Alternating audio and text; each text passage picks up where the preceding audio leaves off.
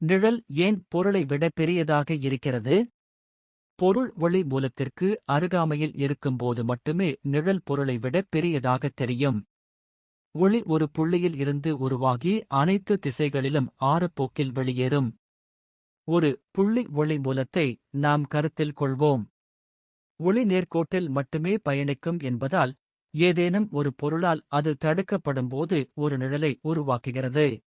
ஒளி மூலம் மிகத் தொலைவில் இருப்பதாக நாம் கருதினால் பொருளை வந்தடையும் ஒளிக்கதிர்கள் ஒன்றுக்கொன்று இணையாக இருக்கும். இது பொருளின் அதே அளவிலான நிழலை உருவாக்கும்.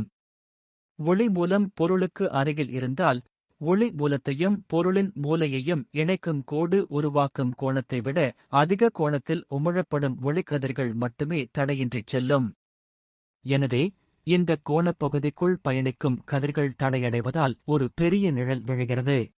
பொருளுக்கும் ஒளி மூலத்திற்கும் இடையிலான தூரம் குறைய குறைய தடையின்றிச் செல்வதற்கான கதிர்களின் கோணமும் அதிகரிக்கிறது, அதாவது நிழலின் அளவும் அதிகரிக்கிறது.